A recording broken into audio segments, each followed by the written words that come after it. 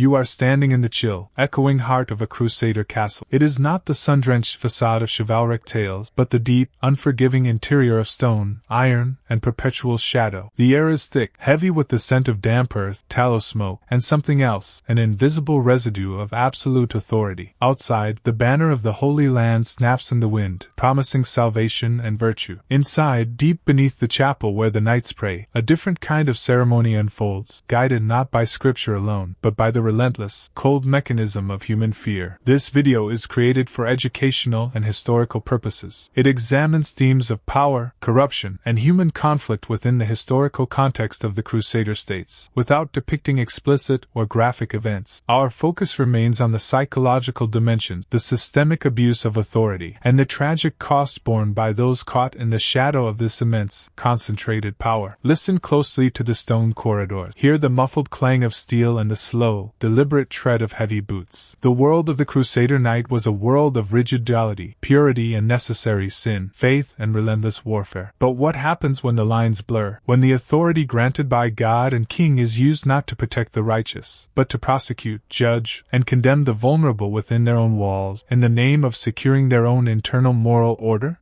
We are here to examine the disturbing, often unwritten, practices that took root in the isolated garrisons and fortified strongholds of the Crusader kingdoms between the 12th and 14th centuries. These were men tasked with an impossible mission, to hold a foreign land against overwhelming odds, a task that demanded discipline, yes, but often birthed a terrifying internal corruption cloaked entirely in the armor of piety. The knights believed they were the purest extension of God's will, and in that belief, they carved out a dark, autonomous space where justice became entirely their own invention. Imagine the scene: a woman, perhaps a servant, a local inhabitant, or the wife of a soldier, stands accused. Her crime? It could be anything from theft to a perceived act of heresy, from moral decay to simply defying a knight's arbitrary order. The formal courts of the kings of Jerusalem were often distant or ineffective. Here, within the stone fortress, the knight commander became judge, jury, and often the silent executioner of fate. You feel the crushing weight of that power, the chilling realization that your entire world, your survival, now rests entirely on the disposition of men hardened by constant war and isolated by fervent dogma. The trial itself was often a ritual of psychological torment, designed less to find objective truth and more to solidify the knight's authority and extract a predetermined confession. We are examining a system where the need for absolute internal control superseded any concept of balance. Medieval law. They were fighting enemies without, but their most haunting darkness often manifested in the control they exerted over those who shared their roof or their faith.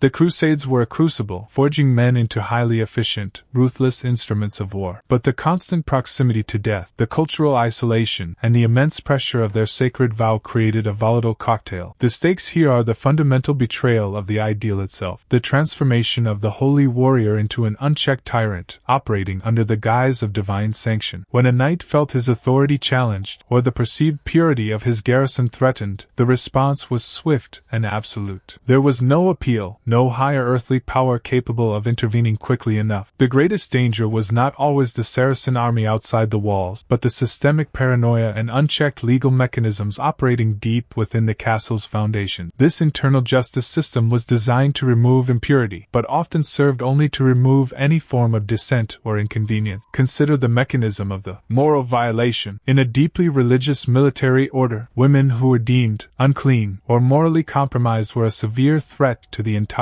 spiritual enterprise. The accusation alone was often enough to seal a person's fate. The lack of independent witnesses, the reliance on testimony extracted under intense psychological duress, meant that the system was catastrophically weighted against the accused. You hear the heavy iron gates closing, sealing the fate of the accused away from the light of day and the formal law of the land. In the vastness of the Near East, these castles were self-contained worlds, legally, militarily, and morally sovereign. The moral and physical isolation amplified every accusation, every rumor, transforming minor breaches of conduct into major spiritual crises demanding immediate and severe response. The punishment, even for lesser infractions, served a dual purpose. It satisfied the religious demand for purification, and it reinforced the terrifying power structure necessary to maintain order among a group of highly volatile, heavily armed men thousands of miles from home. The focus was always on retention of power and maintenance of the facade of moral superiority, even if it meant sacrificing true justice. 10 years later, the echo of these localized, harsh judgments would ripple through the political landscape. When external powers eventually turned on the Crusader orders, as happened dramatically with the Templars, the existing reputation for secrecy, autonomy, and severe internal practices provided ample fuel for suspicion and condemnation. The shadow of their self-made laws would eventually consume them. The knight, bound by oaths of poverty, chastity, and obedience, was simultaneously a vessel of God's wrath and an ordinary man struggling with the moral compromises of perpetual war. This internal conflict often projected outwards, seeking external sin to purge, perhaps to mitigate the weight of their own necessary cruelties on the battlefield. The stakes, therefore, were the knight's very soul, which he sought to save by rigorously condemning others. The profound irony lies in the fact that these actions were carried out with sincere, if warped, religious conviction. These knights were not necessarily cartoon villains. They were products of a system that equated severity with sanctity. The betrayal was internal. The high ideals of the First Crusade had curdled into the pragmatic, brutal maintenance of a military religious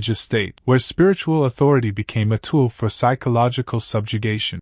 The true horror lay not in a single act of passion, but in the systematization of suspicion. Every garrison developed its own distinct traditions of control, what we might call their secret jurisprudence. This meant that traveling from one castle to the next could lead you from relative safety to immediate condemnation based on arbitrary, local moral codes enforced by men who saw themselves as infallible, miniature monarchs. You find yourself looking into the damp, cold stone wells of the interrogation chambers. Historically, the use of physical torture was highly restricted, often requiring papal or royal sanction, yet psychological persecution was rampant and deeply effective. The environment itself was designed as a weapon. The isolation, the darkness, the constant uncertainty, the repeated recitation of scripture designed to break the will, these were the tools of the knight's justice. The records, sparse as they are, hint at accusations that were entirely fabricated, driven by personal vendetta, political maneuverings within the castle hierarchy, or simply the knight's desire to maintain absolute dominance over his immediate environment. The accuser, shrouded in the moral authority of the order, was often shielded from challenge. The silence of the stone halls protected the entire transaction from external scrutiny. Think about the psychological toll on the women caught in this system. Stripped of their voice, denied legal counsel, faced with the overwhelming power of the church and the military combined, the only escape from the cycle of questioning and confinement was often a coerced admission of guilt, a profound betrayal of self necessary for the chance of survival, or a swift, if tragic, end.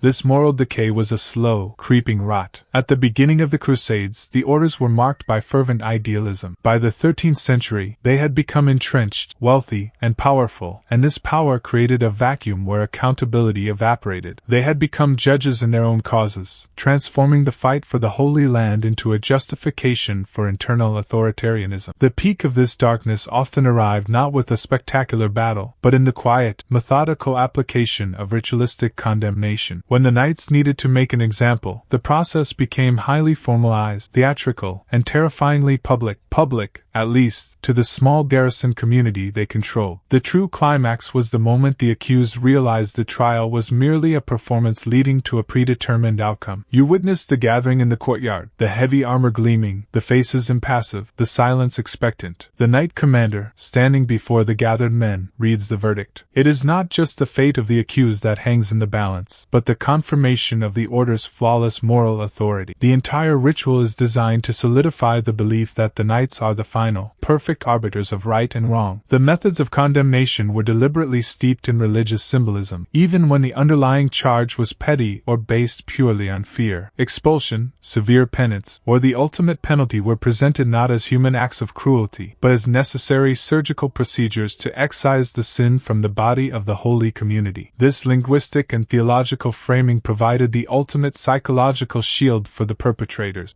Consider the fate of a woman accused of practicing minor folk magic or using traditional remedies, practices common throughout medieval Europe. In the hypervigilant world of the Crusader castle, this was immediately escalated. What might have been tolerated elsewhere was here framed as dangerous commerce with dark powers, threatening the very sanctity of the mission. The consequences were devastating. This escalation reveals the ultimate breakdown of external morality. The knights, operating far beyond the direct reach of popes and kings, had created a synthetic system of absolute control, a micro-tyranny. Their isolation, which was their military strength, became their moral weakness, allowing the shadows of their collective fear and unchecked power to dictate who lived and who was purged from the fortress community. The darkness peaked when a knight, acting with full conviction, sincerely believed he was performing an act of spiritual purification while simultaneously enacting a personal or political agenda. This fusion of piety and pragmatism, of holy mission and internal corruption, is the defining, harrowing characteristic of the Crusader internal judiciary. It was the purest manifestation of absolute power without accountability. The Crusader states would ultimately fall, not in a single, glorious battle, but slowly, eroding under the weight of external pressures and internal, moral compromise. But the legacy of the practices we discussed did not die with them. When the surviving knights returned to Europe, they brought the chilling habit of autonomous, absolute jurisdiction with them, forever changing the nature of justice back home. The stones of these ruined castles remain, silent witnesses to a historical paradox. They stand as monuments to incredible faith, immense bravery, and military skill. Yet, they simultaneously house the memory of quiet injustices, where the very men sworn to uphold the highest virtues instead fostered an environment of fear and arbitrary judgment, far from the critical gaze of history. When the great Crusader orders were finally dismantled, notably the fall of the Templars in the early 14th century, the public narrative used against them often drew upon the rumors of their sealed-off, secretive internal rituals. While many accusations were politically motivated fabrications, they gained traction because they resonated with the known, disturbing reality of the order's extreme autonomy and their long history of severe, self-imposed justice. We are left to reflect on the nature of authority under duress. The Crusader knights sought to create heaven on earth, a fortress of pure faith. In their fervent attempt, they inadvertently forged a system of psychological confinement and moral rigidity that became a private hell for those trapped within its walls. The high mission demanded absolute discipline, but that discipline was often enforced through the violation of fundamental human dignity.